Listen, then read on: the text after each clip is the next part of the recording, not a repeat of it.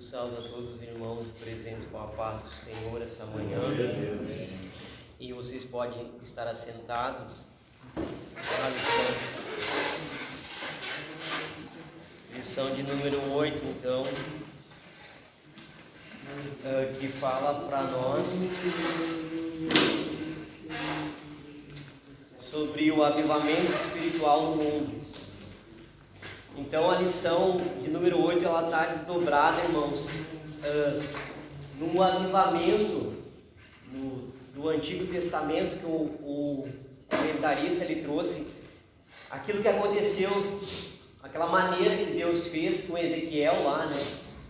Aquele quadro de dificuldade que estava no tempo de Ezequiel, ele deu aquele exemplo no primeiro tópico ali sobre o avivamento no tempo de Ezequiel. Depois ele traz ali um leque dos grandes avivamentos, uma síntese de cada lugar da Europa lá.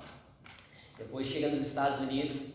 Então a lição ela está desdobrada nesses aspectos. Vai ser uma visão geral dos grandes avivamentos que nós tivemos no mundo a partir dessa forma, esse paradigma, que quer dizer modelo, que aconteceu lá em Ezequiel.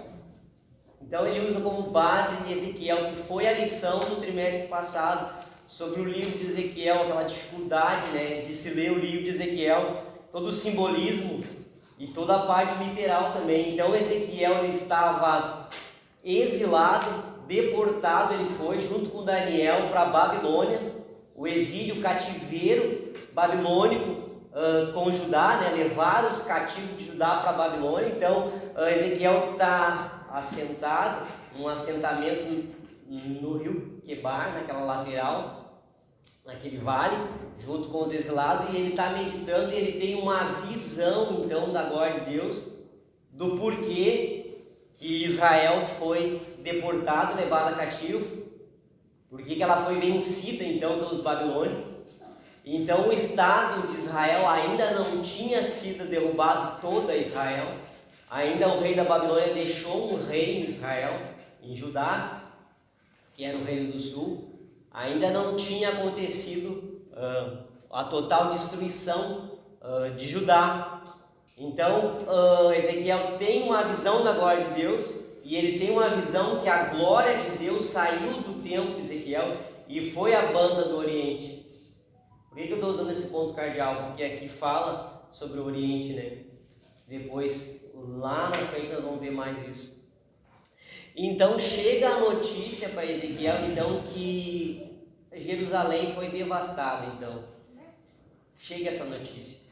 E junto com essa notícia ruim, que nós estudamos bastante no trimestre passado, Deus traz, então, essa visão do vale de ossos secos, e também essa visão das águas purificadoras, o estado de calamidade que se encontrava Israel espiritualmente, tomado pela idolatria, pelo paganismo, viraram as costas para Deus. Dentro do templo em Jerusalém existia uma estátua, vocês imaginam, dentro do templo existia uma estátua de Deus Tammuz, em que no pátio do templo, e dentro do templo se queimava um incenso a um deus pagão.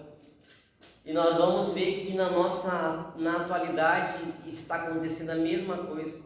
O mundo entrou na igreja, botou uma estátua lá, as práticas ímpias e mundanas dentro, o culto se transformou em paganismo em muitas igrejas. Igrejas que pintam de preto as igrejas, e aquilo que vocês sabem, festas que eram do mundo hoje dentro da igreja. Hoje existe carnaval, existe grupo de carnaval gospel. Então, o estado de calamidade que estava lá em Israel, Deus mostra para o profeta Ezequiel, então, com essa visão do vale de ossos secos e das águas purificadoras, que mesmo assim, mesmo num estado de decadência, Deus podia reavivar Israel. E por amor a seu santo nome, diz ali na lição, em Ezequiel, ele não destrói totalmente, então, Israel, né? E ele ia nessa visão do vale de ossos secos. Então ele diz para o profeta Israel que por amor ao nome dele, ele vai fazer com que Israel seja formada de novo, Claro que era uma visão escatológica, a gente viu isso na lição passada, mas o princípio aqui é que Deus pode avivar, reavivar aquilo que está morto. É esse o objetivo, é isso que eu friso, porque é o que o autor quer que nós entendamos, que a gente olha um quadro de calamidade e diz, não tem jeito, e ele diz para Ezequiel, esses ossos, e a Bíblia fala sequíssimos, eu posso tornar a trazer carne, nervos e pele, e eu posso dar vida. Então era isso, Ezequiel, exilado, preso, ele, bem possível que aos 30 anos, no ano do aniversário dele, foi quando ele teve a visão da glória de Deus na Babilônia, e o susto dele era que como que a glória de Deus está aqui na Babilônia. Isso nos traz um princípio. Aí ele pensava, a glória de Deus ele está lá em Jerusalém, em cima da arca do templo, mas ali demonstra que Deus não vira as costas para o ser humano. Deus vai ao cativeiro junto com o povo dele, então, para tentar, e Ezequiel é incumbido de trazer juízos, mostrar o pecado. E você vai ver, nós vamos ver nos grandes avivamentos, que a palavra que era pregada pelos grandes avivalistas, lá do início, desde a Reforma, os grandes avivamentos que existiam nos Estados Unidos, Finney, John Wesley, vários outros grandes precursores, grandes avivalistas, não pregavam isso que está sendo pregado hoje. Eles não pregavam o amor de Deus, eles pregavam a ira de Deus, eles não pregavam sobre o céu, eles pregavam sobre o inferno. Eles esmorrugavam a mente da pessoa até o ponto dela se enxergar na miséria e pedir e clamar a multidões. Whitefield pregava para multidões ao ar livre, e as pessoas tinham a sensação que elas estavam morrendo. Jonathan Edwards pregou um sermão chamado Pecadores na Mão de um Deus Irado, que as pessoas se agarravam às pilastras das igrejas achando que estavam caindo no inferno. E quando a pessoa estava naquela miséria agonizando, vinha então a graça de Deus e abraçava, e aquelas pessoas não mais se desviavam. E essa é a base do grande avivamento. E olhando para Ezequiel, a gente vê que era possível isso. E esses homens agonizavam. E o pastor Dionísio frisou que Deus faz como Ele quer e onde Ele quer. Mas você vai ver que Ele demonstra como Ele quer na palavra dEle. Você vai ver que esses homens não eram homens ociosos. Eram homens que estavam agonizando em oração. Muitas vezes ninguém via. E Deus trazia o avivamento do país de Gales, que nós vamos ver mais futuramente. Um jovem de 13 anos começou a agonizar pelos seus pecados e mostrou para outros jovens a visão que Deus tinha dado para ele, que Deus queria avivar aquela nação, e só que tinha que largar. Ele falou, nós temos que largar os nossos pecados e imundícios e buscar Deus. E Deus fez um grande avivamento no país de Gales, que as cadeias não tinha mais presos. Juízes tiveram que se mudar de estados, porque não existia mais julgamentos para crimes. 6 meses aquele local foi atingido pelo avivamento daquele jovem, que Deus começou por ele. E até os bares, dizem os biógrafos, que os bêbados iam tomar cachaça, no popular, e eles começavam a tremer de tamanho que era a glória de Deus. Eles tinham que largar do boteco e ir até onde estavam pregando o Evangelho. Aleluia. E isso resultado de alguém que agonizou, que gerou, que Paulo fala, meus filhinhos, porque por quem até hoje sinto dores de parto até que Cristo seja gerado. Paulo foi um grande avivalista, ele gemia pelo povo dele, ele olhava aquela situação de Israel também, né? E gemia. Estou fazendo o que eu sempre faço, eu resumo tudo, depois a gente vai fatiando em pedaços menores. Então, eu trouxe uma indicação de leitura para vocês, dos grandes vultos dos avivamentos mundiais, que é Heróis da Fé, da CPAD. Aqui, heróis não no sentido pagão, mas o quanto eles deixaram o Espírito Santo usar eles. E esse livro aqui é um livro que tem uma compilação de 20 homens de Deus que trouxeram para a sua época uma mudança, um avivamento. Claro que não é a Bíblia esses livros. Todos esses personagens tiveram as suas dificuldades. Nós falamos da Reforma Protestante, o próprio Martinho Lutero permaneceu ainda nele algumas heresias do catolicismo, então você vai achar falha nesses homens, você não vai achar falha na Bíblia e em Deus, mas nesses grandes homens você vai achar falhas. Então, quando você lê, absorva aquilo que é bíblico deles, aquilo que eles se colocaram diante de Deus. Todos nós temos problemas, não é? Todos nós temos falhas, mas esse livro é um livro inspirador. Se você tem dificuldade em orar, você tem dificuldade de alcançar as bênçãos do Senhor, esse livro vai te incentivar muito a buscar Deus em oração, para você mudar o seu jeito de olhar as coisas, né? Que, como a gente sempre fala, que para julgar é fácil. Você entende um pouco de Bíblia, você consegue julgar as situações. O irmão Jonés está errado, o irmão Fernando está errado, o irmão Pedro está errado. Mas quando você começa a orar a Deus e conhecer o Deus da palavra, você vê que você tem que orar para que Deus mude o quadro. Então é diferente um teólogo, um estudante bíblico com um coração seco, sem nada de Deus, a mente cheia de palavras, mas o coração seco, sem nada do Espírito, e um que está com o coração cheio do Espírito e a mente cheia da palavra de Deus. São dois aspectos que tem que ser cuidado. Não podemos virar juízes. Nós temos que julgar tudo segundo a reta medida de Deus. Para quê? Paulo fala que o nosso ministério não é da destruição, mas da reconciliação. Então nós estamos sempre tentando puxar as pessoas para o centro da vontade de Deus, não empurrá-las para mais longe. Então vamos desmembrar de uma maneira menor a lição. As lições que a gente costuma lecionar, elas são bem organizadas, né? Por tópicos e tudo mais, mas quando você chega no tópico 2, os grandes avivamentos do mundo, começa a passar um filme na sua cabeça, porque você começa a viver o que Deus fez com esses personagens, você vai vendo, você vai olhando, você vai se vendo, né? O quão longe nós estamos de um avivamento, ou o quão perto. Vai saber se Deus não tem um vaso dele sofrendo em oração em algum lugar, gemendo para que Deus traga um grande avivamento. Como disseram aqui, o autor diz aqui, ó, vamos entender o autor um pouco. O que Deus fez no tempo de Ezequiel, né? Ele fala assim, ó, na introdução, cremos que antes da vinda de Jesus para arrebatar a sua igreja, Deus pode despertar um grande avivamento mundial. E nessa lição nós vamos ver sobre a ótica de Ezequiel 37 e 47. Então, essas são palavras do autor.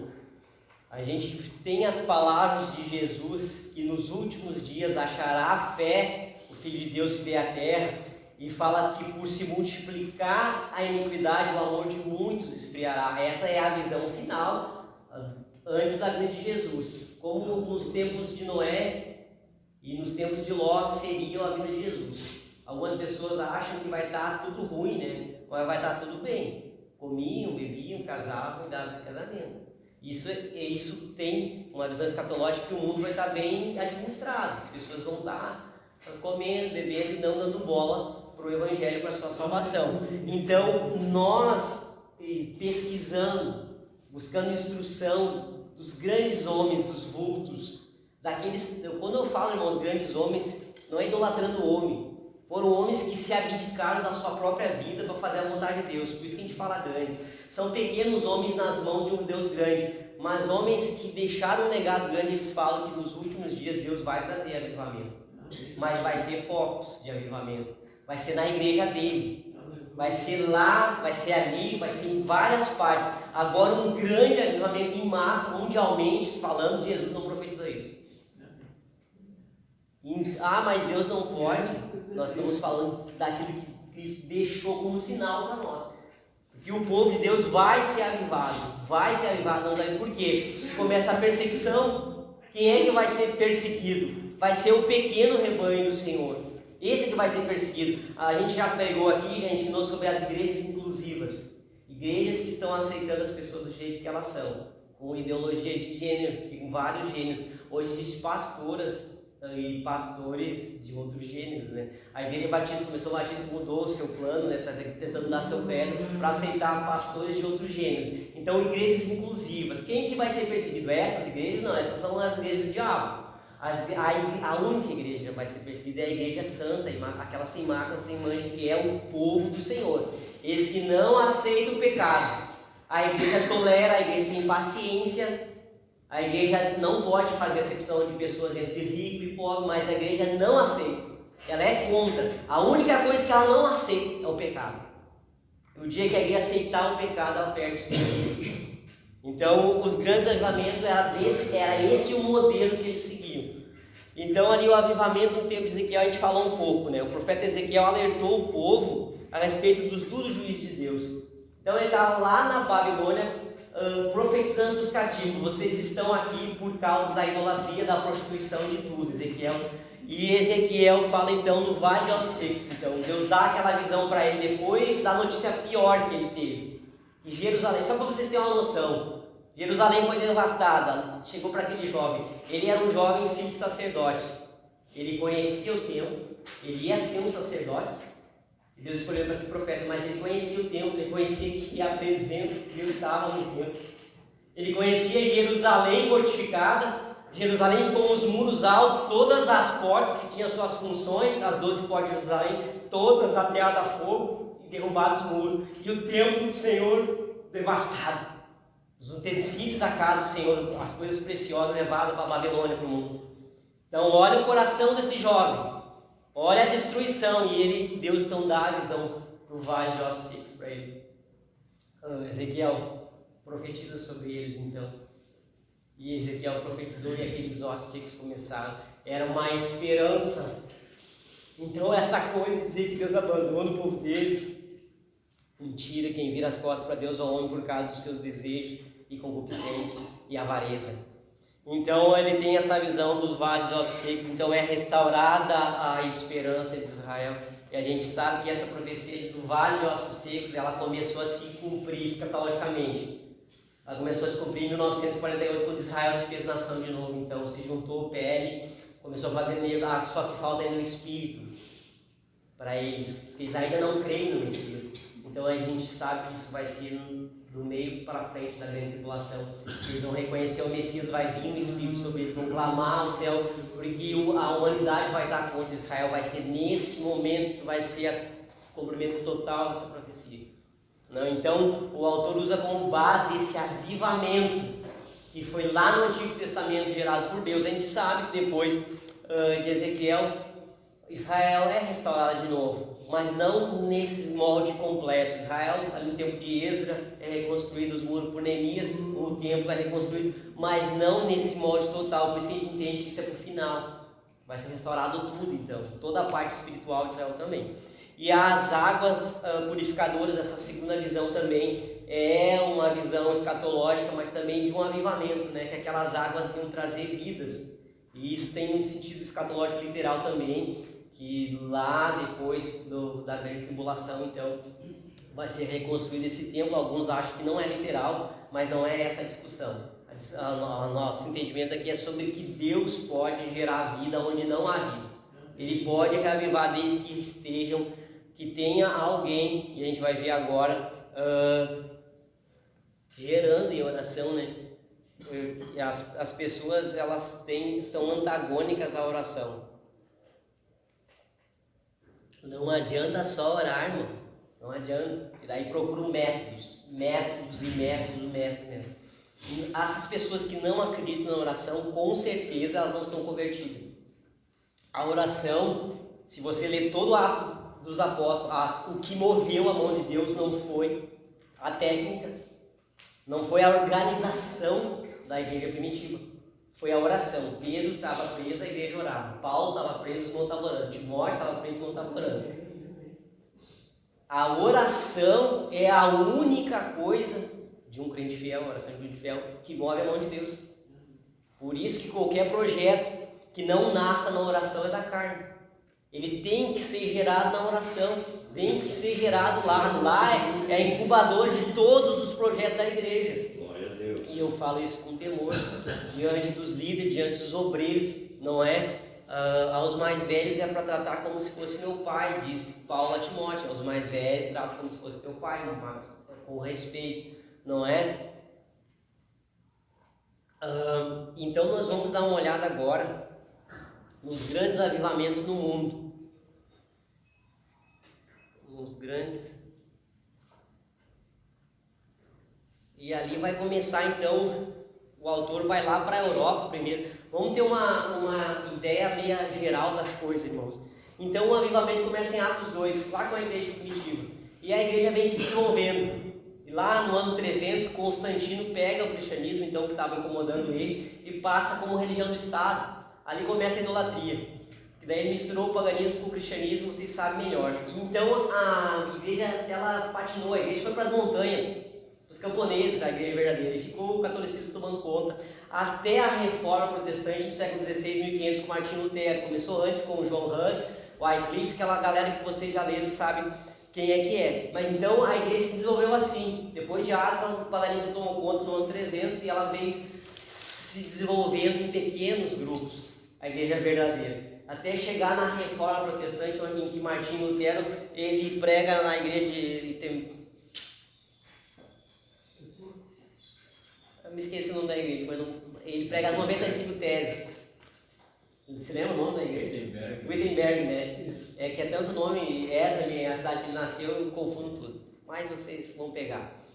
Então ele prega as 95 teses lá na igreja contra o quê? Contra as indulgências, porque na época o catolicismo romano, né?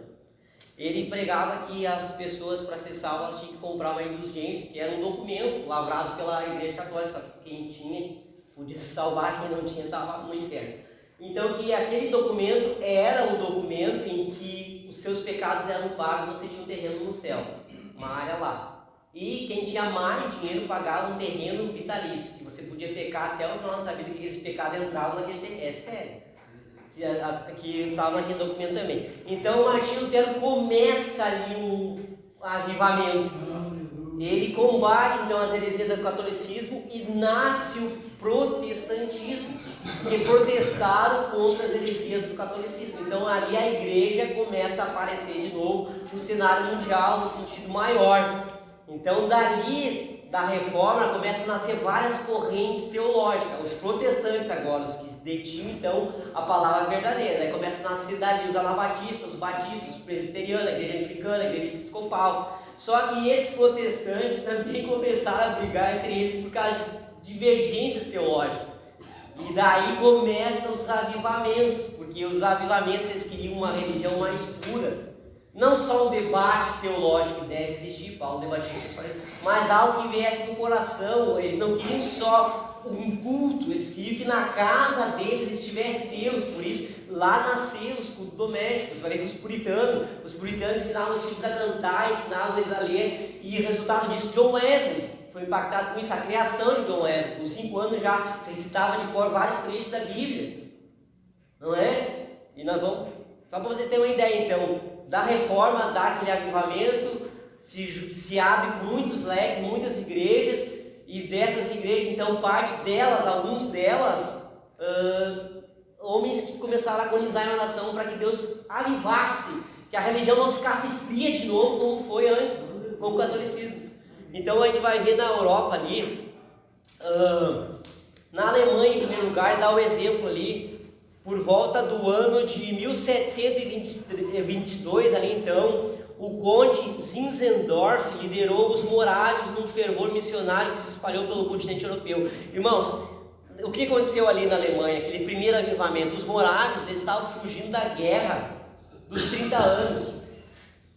Na separação do protestantismo do catolicismo, gerou uma guerra na Alemanha, com Lutero ali. Não na época de Lutero, mas depois, um certo tempo depois, os começaram a se matar, os ortodoxos, os católicos, com os protestantes. E então na região da Morávia eles fugiram dali, e por isso que eles são chamados de morávios, e eles foram para uma colônia. Nessa colônia esse conde Zinzendorf organizou eles. Só que os morávios lá tinha, como eu falei antes, tinha presbiteriano, tinha anabatista, tinha várias denominações protestantes com visões diferentes, e eles começaram a brigar. Então esse conde Zinzendorf começou a organizar essas comunidades, né? Um atrapalhava o culto do outro, só para vocês terem uma ideia. Então ele falou assim: nós vamos fazer e falar e pregar só o que nos une, e aquilo que nos separa não vamos. Daí fizeram uma torre de oração 24 horas por dia, 24 pessoas, e ali Deus mandou um avivamento. que esse avivamento dos moráveis é um dos mais conhecidos, durou 100 anos de oração, é um dos maiores avivamentos da história, e os moráveis impactaram depois. Nós vamos ver John Wesley, que é um famoso evangelista. Então Deus mandou um avivamento através da oração dos moráveis para eles, tanto que a história conta que jovens, e sempre a gente fala de avivamento, desemboca em missão. Não é tá tendo um grande avivamento, vai acabar em missões. Primeira coisa, quando Deus aviva um local, eles querem mandar missionário. E os moráveis, a mesma coisa, até ao ponto de que jovens moráveis, como existiam ilhas que ninguém ia pregar, ilhas de escravos, que iam para lá e aqueles escravos trabalhavam até a morte, os jovens moravianos se vendiam então como escravos para entrar nessas colônias de escravos e ganharem os escravos para Cristo, e eles não voltavam mais para cá, eles morriam lá.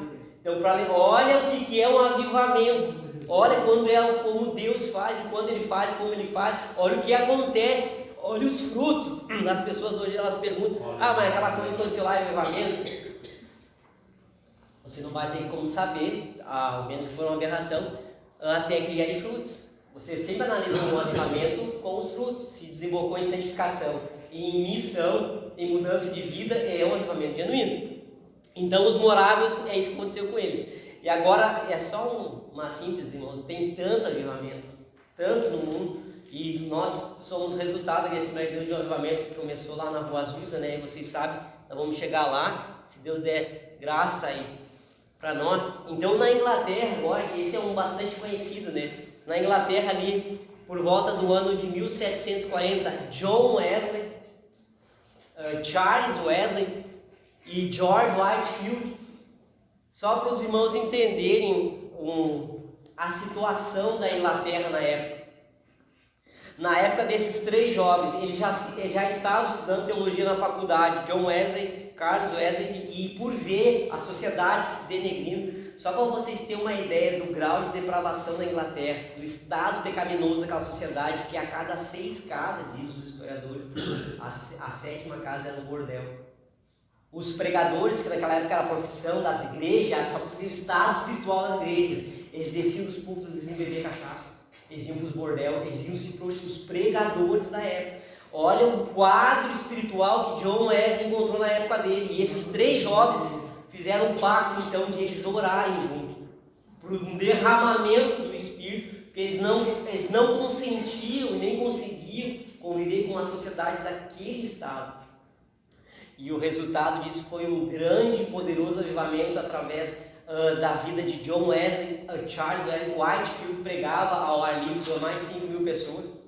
E quando Whitefield pregava, diz os historiadores que as pessoas caíam como que mortas, com medo de tanto que era o poder. E esses homens, eu volto a frisar, eles não pregavam sobre que Jesus te ama, não é? Eles pregavam sobre a ira de Deus. John Wesley, quando ele pregou um sermão sobre a ira de Deus, ele sai a andar e ele se preocupou. Essa história eu já contei só para frisar, mas tu está enaltecendo o homem. Não, estou falando que o Espírito fez através da vida de um homem.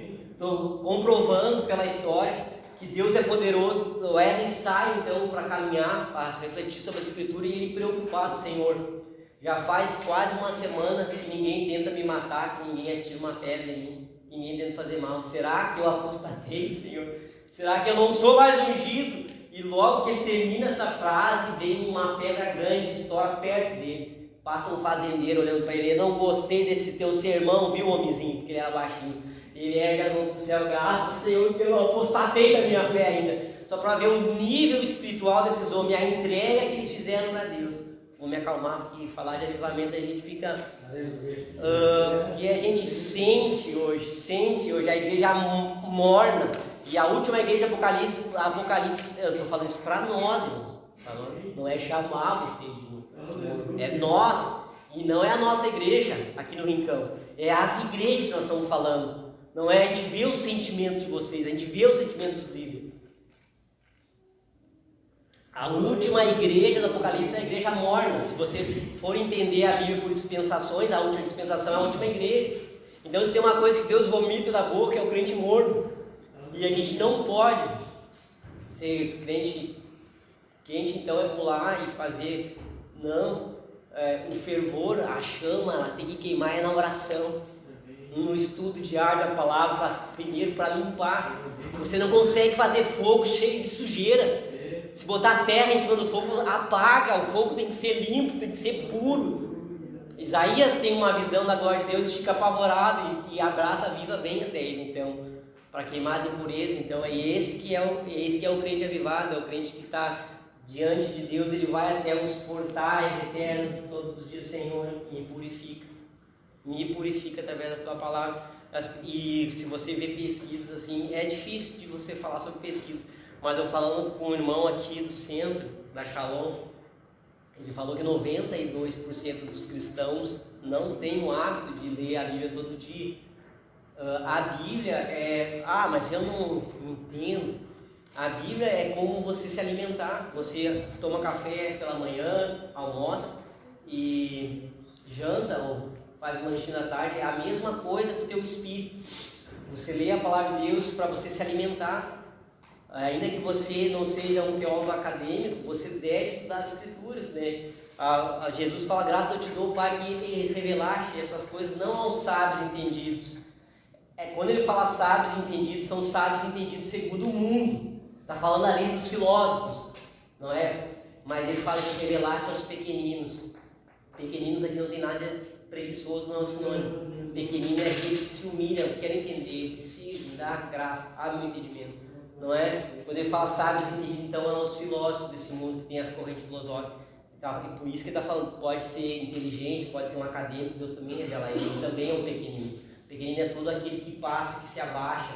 Lá em Jerusalém tinha a porta das ovelhas, que é uma porta onde é que entrava o sacrifício. Está lá em Neemias 3. Lá era uma porta baixa, porque é a porta da salvação que significa. Porque você tem que se abaixar, você tem que se humilhar, você tem que entrar. Eu não consigo vitória na minha vida porque você não se humilha.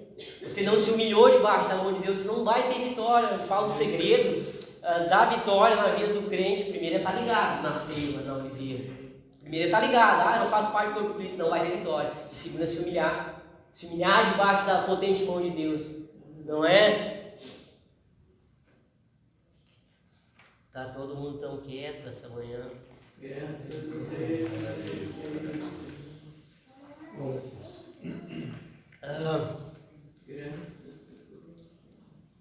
País de Gales, nós vamos lá na subtópico, a letra C lá.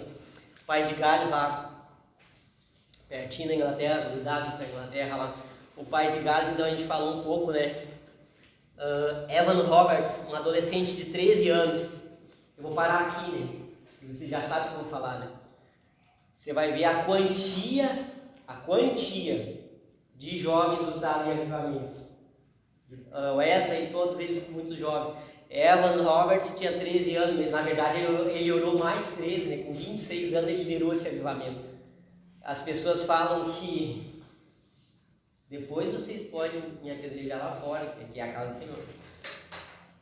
As pessoas falam que para adolescente é um outro evangelho, uma outra linguagem, né? Essa malandragem. Para jovem é uma outra linguagem. Timóteo, o jovem Timóteo, sofre comigo como um soldado, Timóteo. Paulo alimentava Timóteo com as mesmas palavras que ele foi alimentado, que recebeu de Jesus, alimentava a igreja. Timóteo, você é um jovem, você vai liderar a igreja, você vai ser pastor. Agora, hoje em dia, é o jovem Timóteo. Fala uma linguagem mais de gíria, mais moderna, porque o jovem é a parte da igreja. Vamos mudar os cultos para eles. Nos avivamentos não existia isso. Os jovens agonizavam em oração. Os jovens queriam despertar de Deus na sua vida. Eles queriam um evangelho salvador, eles queriam um evangelho puro, sem mistura. Você pode trazer entretenimento para os jovens, para os adolescentes, para as crianças. Eu me lembro de um pastor que foi pregar, que ele pregava sobre a ira de Deus para crianças e adolescentes. E ele pregando sobre aquele cálice que Jesus falou: passe de mim, mas se não for possível ser feito à vontade, e pregando sobre aquilo. Na metade da pregação veio uma criança de 8 anos. Ele: pastor, ora por mim, porque meu coração é rebelde, que nem o senhor está pregando. Precisa de uma outra coisa. Cristo é suficiente. Nós precisamos do evangelho puro, cristalino como água. Não precisamos de técnica, de inventar. Não precisamos. Nós precisamos de um coração cheio do Espírito Santo pregando o evangelho. Aleluia. É isso. E Cristo se encarrega do resto. Quinta-feira o irmão pregou, ele falou sobre isso. O Espírito Santo que traz a pessoa até aqui. Eu me lembro quando eu me converti de novo, quando eu voltei. O pregador pregava aqui, eu estava lá e nem sabia o que estava acontecendo, mas meu coração por dentro estava todo, ele me quebrou todo por dentro. Se fizesse um raio-x no meu coração na hora que ele estava pregando, olha, ele estava pregando, irmão Sebastião. Eu estava todo em pedaços. Todo, ele me quebrou toda aquela pregação. O Espírito Santo calou a língua nos olhos e me puxou através da pregação, sem técnica nenhuma. Glória a Deus. Então, País de Gales, Evan Roberts, um adolescente de 13 anos, reuniu seus colegas e falou da visão que que ele tinha recebido de Deus no domingo, dizendo que enviaria um grande avivamento, mas todos precisavam abandonar a prática do pecado. Então, através desse jovem que agonizou na oração e os seus colegas, Deus trouxe o avivamento para o País de Gales, esse avivamento que eu falei antes, que os bares começaram a ser fechados, que as cadeias não tinham mais preso. O avivamento ele explode como uma bomba, ele atinge tudo em volta. E o mais interessante, né, para a gente adoçar um pouco, que existia muito minério no País de Gales. A economia era baseada no minério de carvão, né? E não existia naquela época caminhão, né? Era mais levado nas mulas, né? No lombo das mulas. E os homens da época eram homens malignos, eles maltratavam tanto aqueles animais que aqueles animais andavam na base da porrada, do laço. E começou a se converter todos aqueles homens ímpios e as mulas começaram a parar de trabalhar, porque elas só trabalhavam através do laço. E como aqueles homens se quebrantaram, que eles pararam até de bater nos animalzinhos. E esse é um fato que aconteceu. E eu achei muito engraçado, eu vou levar para a igreja também. O biógrafo fala disso. Foi um transtorno, um pequeno transtorno para a economia, porque os animais é irracional, só trabalhavam apanhando. Os homens se converteram naquela região, sentiu dó de dar laço nos bichos. Olha que interessante que é o avivamento. Essa é uma parte engraçada do avivamento. Aleluia, Jesus Cristo. Glória a Deus. Então, esse foi o avivamento, então, em 1904, 1905, lá na Europa, né? Agora nós vamos atravessar o oceano, vamos lá para os Estados Unidos. Deus também queria avivar os Estados Unidos, por isso houve vários avivamentos na grande nação americana. Então, a nação americana teve grandes avivamentos, muitos avivalistas, e ele destaca aqui Charles Finney. Você vai achar nesse livro Heróis da Fé também. Foi usado por Deus para um grande despertamento. Teve influência de outro ali, Campbell Morgan, do movimento de vida profunda, né? Na verdade, foi Morgan que teve essa influência, que pregava um viver pleno na presença de Deus. Então, as pessoas estavam com sede de Deus naquela época ali de Finney e de Morgan, que elas queriam Deus dentro das casas. Elas não queriam aquele ritualismo. As igrejas foram tomadas do ritualismo. Tipo, aquela coisa de só no domingo, né? Hoje, o que está acontecendo nas igrejas reformadas, presbiterianas, batistas, outros, a gente conhece pessoas, eles têm o culto deles domingo. Eles fazem tudo só no domingo. Fazem escolas bíblicas, a Santa Ceia no meio-dia, o sermão à tarde, depois não se vê mais. Que não existe mais, o ensino não existe mais, porque as pessoas não vão mais. Estão apostatando, né? Então, nesse movimento aqui nos Estados Unidos, com Charles Finney, as pessoas estavam desejosas de uma fé plena para as suas vidas. E Deus começa um grande avivamento, então, ali por Finney, mas ainda não é o avivamento da Rua Azul, é antes, isso, bem antes ali. Começa por Charles Finney. Charles Finney era um jurista, um advogado também, que ele lia as escrituras, porque quando você estudava a advocacia naquela época, não sei se ainda é, estudava a advocacia, estudava a filosofia e também a teologia, né? Era a cadeira acadêmica dos advogados na época. E Charles Finney lia a Bíblia, lia. Só que é interessante que na época não se falava sobre o batismo com o Espírito Santo, nem falar em línguas. E Finney, ele testemunha que quando o Espírito, em oração, ele agonizava, pedindo Deus a salvação, o Espírito vinha sobre ele e ainda ninguém conhecia línguas estranhas. E já existiam manifestações, durante a história existiu, mas não era muito falado e Finney não conhecia isso. E o Espírito Santo toma ele, batiza ele, então, e ele sente ondas e ondas de poder no seu corpo, e ele relata esse fato, né? E ali já era Deus prefigurando que logo na frente, ali em Los Angeles, na Rua Azul, ele ia fazer algo maravilhoso que ia desembocar aqui no Brasil. Então nós somos, o pentecostalismo, ele vem, o movimento pentecostal, ou a chama do Pentecostes vem da Europa. Então a Europa é o nosso avô e os Estados Unidos é o nosso pai, depois vai vir para o Brasil. Só mais no final a gente vai falar sobre o que está acontecendo na Europa, o que está acontecendo nos Estados Unidos, o que vai acontecer no Brasil. Aleluia. Glória a Deus. Então, na época de Finney, então, Deus traz um despertamento espiritual, então, muito grande, um avivamento muito grande através de Charles Finney, que ele prega também em multidões. Charles Finney, ele pregou 17 ou 18 noites a fio, sem fazer nenhum convite. 17 noites ele prega com a multidão, 17, sem fazer nenhum convite. E na última noite as pessoas vão todas para frente aceitar Jesus. Não sei quantas mil, não me lembro. É muito número na cabeça, não posso errar. Mas sem fazer nenhum convite, como a gente sempre fala, o Espírito Santo traz. Ah, mas agora não para com o convite, não é isso que eu estou falando. Eu estou contando a história da igreja, estou só contando. Então, daí agora nós vamos para o tópico 3. Correndo, que nem lebre. Raízes do avivamento pentecostal. Então, em 1900 ali, o século 20 ali, né? Que é 1900, começa o século 20. Charles Fox Parham. Você vai achar bastante obreiro leigo e pregador itinerante, resolveu fundar o chamado movimento de fé apostólica. Obreiro leigo, né? Por que chamam o Parham de obreiro leigo? Porque ele se preocupava mais com o espiritual que com a letra. Também, na época de Parham, ali em 1900, todos os pregadores eram acadêmicos. Todos eles dominavam o hebraico, eram homens estudados, só que eram homens frios. E Parham era leigo porque não tinha faculdade, mas era sábio que estudava a palavra sozinho. Então, quando aqui o autor fala leigo, só porque ele não era acadêmico, eram homens que estudavam a palavra sozinho. O próprio Wesley foi acadêmico, mas ele falava que ele era um homem de um livro só lia a Bíblia. George Miller também na Inglaterra, foi um grande avivalista, também estudava só a Bíblia. Leu 170 vezes a Bíblia, se eu não me engano, 70 vezes ela inteira de joelhos. Foi George Miller. Então ali Parham começa então o movimento de fé apostólica com o propósito de pregar para obreiros leigos. Ele fundou um instituto para formar obreiros, né, para levar o evangelho na cidade de Topeka, no Kansas ali.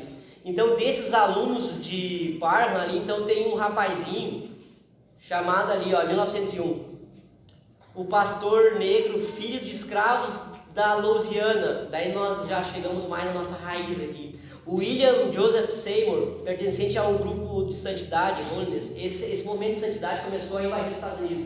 As pessoas queriam algo para a sua vida espiritual. O movimento de santidade começa com John Wesley, no caso, né? E vem arrastando para os Estados Unidos, porque ele prega um tempo nos Estados Unidos, John Wesley, e deixa essa semente, ela é gerada. Então, o Seymour faz parte desse movimento. Foi atraído pelo movimento da fé apostólica, ele recebeu instrução de Parham ali, então. E ali ele foi batizado com o Espírito Santo com evidência em línguas estranhas. Então as línguas estranhas começam a fazer parte do cenário mundial agora. E até hoje é um problema, né? Com os reformados, os nossos irmãos batistas, presbiterianos, eles têm um contra, né? Eles acreditam que a segunda bênção, que nós chamamos de batismo com o Espírito Santo, eles acreditam só que é a segunda bênção. Eles não acreditam que a língua estranha é verdadeira, mas você vai ver relatos de batistas, missionários batistas, que oravam em casa e eram renovados, era batizado do Espírito Santo em casa, e os pastores deles proibiam, eles falavam da igreja deles, línguas estranhas, mas sabiam que era real, né? Tipo, eles sabem que é real, eles sabem, eles provaram disso também. A gente não tem hegemonia, Deus não é só nosso, Deus é de todos que buscam com fé e que se santificam. Para uma curiosidade, quando você lê os pioneiros do Pentecostes, aqui no Brasil, antes de vir o movimento pentecostal, tem relatos de pessoas que foram batizadas com o Espírito Santo. Tem relato de um pastor batista que foi batizado em 1900 e alguma coisa, 1906, o movimento veio em 1911 aqui no Brasil. Ele era batizado com o Espírito, não sabia. Aí ele era renovado, falava em estranho, mas ele não sabia o que era aquilo. Ele pregava e diz os biógrafos dele que dos batistas ele era o mais fervoroso, não é? Então o Espírito Santo não é nosso, é de todo aquele que busca. Então ali Seymour, então ele é o que vai fazer vai trazer aquele movimento lá na Califórnia, né? Primeiro ele começa a pregar na casa dele lá. E depois ele vai, então, aluga um prédio na Rua Azusa, em Los Angeles, onde fundou a missão de fé apostólica. E essa missão de fé apostólica vai acabar aqui, né, os exemplos de avivamento, mas essa missão de fé apostólica é que trouxe os nossos missionários, né? Na verdade, eles foram impactados pela pregação de Seymour e eles foram batizados com o Espírito Santo por causa desse movimento de santidade, o navio de Daniel Berry. E depois, num grupo de oração, né, os avivamentos geravam muito casas de oração. As pessoas se juntavam para orar, sentiam aquela sede, e Deus renovava, fazia. Então, ali nessa oração que eles fizeram, eles receberam então a profecia que os dois, eles iam ser missionários no Pará. Daí a história vocês conhecem. E eles queriam saber onde é que era o Pará. Eles eram os suecos, estavam nos Estados Unidos, nunca ouviram falar do Pará. Daí foram numa biblioteca, acharam o mapa mundi, acharam o Pará, oraram e Deus mandou eles para cá, só com o dinheiro da passagem, do navio aí. Então, vamos para o tópico 3 lá. Impactos no mundo. É consenso entre os estudiosos a informação de que os maiores avivamentos do mundo trouxeram impactos profundos na política, na economia e na cultura. John Wesley é um exemplo prático disso.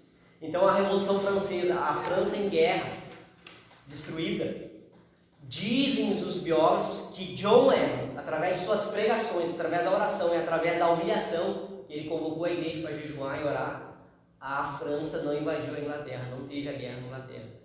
Dizem os biógrafos que foi John Wesley que livrou a Inglaterra, então, da guerra, para ver o que um homenzinho de 1,66 m, menos de 60 kg podia fazer nas mãos de Deus, não é?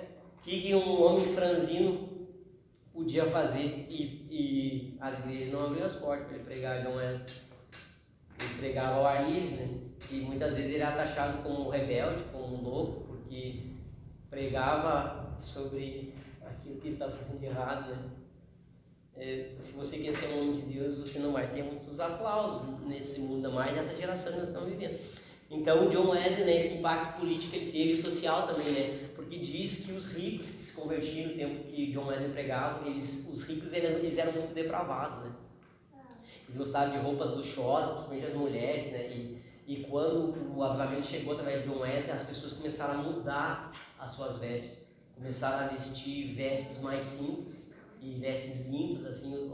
Você lê as biografias, você vai ver o impacto que tem em geral, né? E como que o Evangelho faz, né? O Evangelho é o melhor remédio da sociedade. Ele muda o caráter do ser humano e automaticamente muda ao redor dele.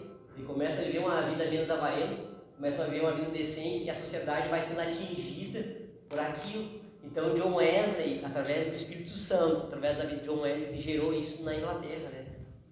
Dizem que John Wesley, ele cavalgou tanto que ele chamava ele o Cavaleiro de Deus. Ele percorreu mais de 400 mil quilômetros a cavalo. Imagina como estava a coluna desse baixinho. E pregou mais de 40 mil sermão em 50 anos de ministério que ele teve. E Estados Unidos, o inverno lá não é que nem aqui, né? Se cavalgar na neve, e várias outras. E ele fala que Deus livrou ele das doenças do inverno. Deus deu saúde para ele até os últimos dias da vida dele. Então, o impacto que tem um avivamento na sociedade, né? Vamos ver onde é que nós paramos. Num contexto da tragédia, também nos Estados Unidos aqui, ó. Num contexto da tragédia do racismo naquela nação, mesmo entre as igrejas históricas, foi possível contemplar vítimas de séculos de conflitos raciais, cultuando ao Senhor, falando em línguas estranhas, ali com o avivamento da Rua Azul, ali com o Seymour até Parham antes. Então, os negros, que eles não tinham direito nem de andar na frente dos ônibus, né, e nem voto, nas igrejas em que o Espírito Santo tomava. Então, com o avivamento, os negros, os brancos, cultuando a Deus, chorando junto, abraçado junto. O que o avivamento faz, o que a sociedade, o que a psicologia não faz, o Espírito Santo faz, não é? Será que nós precisamos de outra coisa? Glória a Deus. Então, só o verdadeiro avivamento espiritual remove o pecado da divisão de qualquer espécie. É por isso que Paulo fala que Cristo é tudo em todos, né? A gente não entende isso. Não entende, né? A geração depois do avivamento. Agora é a parte triste, né, da lição, não tem o que fazer, né? Também é consenso em várias partes do mundo, os avivamentos provocam mudanças nas igrejas, mas infelizmente não perduram. Em muitos lugares a chama se apagou. Os instrumentos de Deus que incendiaram nações passaram e seus sucessores não tiveram o mesmo ímpeto em manter o fogo aceso. Ora, o Deus de John Wesley, Charles Finney e de William Seymour é o mesmo. Ele não mudou. Mais do que nunca precisamos sentir a mesma necessidade que esses homens de Deus sentiram em seus tempos para buscar um verdadeiro avivamento espiritual nas igrejas da atualidade. O Espírito Santo deseja avivar o seu povo, não é? Conclusão da nossa lição: Deus deseja operar nas igrejas do mundo, promover um poderoso avivamento espiritual que sacuda as estruturas eclesiásticas e denominacionais. Entretanto, é preciso buscar o batismo no Espírito Santo com perseverante fervor, que haja sinais, milagres, prodígios e maravilhas em nome de Jesus, que o Espírito sopre o avivamento espiritual e que o uso abundante dos dons espirituais seja real e abundante nos nossos cultos. Essa é a nossa lição. Eu dei uma acelerada, vai ter Santa Ceia agora, né? Glória a Deus. Eu vou devolver a tribuna que me foi dada. Irmão João Castanho, irmão Samuel, não sei. Faz uma oração primeiro. Vamos se colocar de pé, por gentileza. Sim. Agora está acontecendo, lá nos Estados Unidos, uma Universidade, né? Já tem 2 semanas, não sei se é ainda, que até Paralítica está levando. Então, os jovens resolveram fazer uma oração e começou a vir pessoas, e estão passando semanas e eles estão lá agora levando pessoas de cadeira embora, e eles estão levantando, porque não falou, né? Alguém se colocou para fazer, buscar a Deus, né? E como eu falou, está começando nos Estados Unidos, Deus vai. Quem sabe que a Europa apostatou da fé, né? Hoje lá os europeus são céticos, são satanistas, tem estátuas de tudo que é padrão de paganismo. Os Estados Unidos apostatou da sua fé, né? Você vai ver em 1969 o Woodstock, né? Aquela festa da droga e do sexo lá, por uma nação protestante, aquilo foi um golpe tão forte, né? E os Estados Unidos deu liberdade, ideologia de gêneros, tudo que é mais sincretismo religioso, igrejas que viraram tudo que você vê, né? Artistas que cantavam para o mundo, cantavam dentro das igrejas, aquela coisa, aquela sincretismo que o paganismo que Deus odeia, né? Então, e o Brasil está caindo na mesma, não é? Sincretismo religioso, hoje você não sabe o que é salvo, o que não é. Você vê o cara cantando lá para o mundo, daqui a pouco você vê ele dentro de uma igreja, cantando em parceria com outro que se diz cristão, e fora outras coisas que você vê de pregadores, né? No tempo de John Wesley ali, os caras desciam dos púlpitos para tomar cachaça, hoje os pregadores estão se drogando e subindo em púlpito drogado, né? Então a gente vive um cenário triste, mas o Deus quer avivar a igreja dele. A igreja dele é dele. Tipo, que seja vários focos de avivamento, mas que ele avive a igreja dele, que ele comece por nós, e nós não temos ciúme de ninguém. Nós não somos que nem Josué, Moisés. Então todo mundo profetizando, e Moisés fala, ouve todos os profetas. Mas é que nós conhecemos. Tipo, para nós o caminho é mais fácil, que os nossos missionários deixaram o rastro para nós. É a oração, é a abnegação, é a separação das coisas mundanas. Nós já sabemos como é que começa o avivamento, só temos que botar em prática. Vamos orar então. Meu bondoso Deus e meu Pai que estás nos céus, nesta manhã, Senhor, nós te damos graça, nós te glorificamos pela tua bondade, pelo teu amor. Não é mérito nenhum humano, Senhor, o avivamento. E nós te somos gratos, meu amado, pela tua igreja que está reunida em torno da tua palavra, em torno desses testemunhos tão grandes. Permita-nos, Senhor, que vejamos a nossa igreja sempre avivada, buscando a tua face, os nossos obreiros, as nossas crianças, os nossos adolescentes, os nossos jovens, que sejam cheios do teu Espírito Santo, queimando todo o nosso pecado, todo o nosso orgulho, toda a nossa avareza, Senhor. Pai, também te peço pela vida dos nossos irmãos, que tu abençoe eles, que tu esclareça aquilo que nós não entendemos, que nos ajude a crescer do conhecimento e da graça do teu Filho, que venhamos ser cheios, que venhamos ter um coração quebrantado e humilhado diante de ti. Abençoa também o culto à noite, abençoa a escola de jovens logo mais, abençoa o teu povo, nós te pedimos, meu Deus, no nome santo de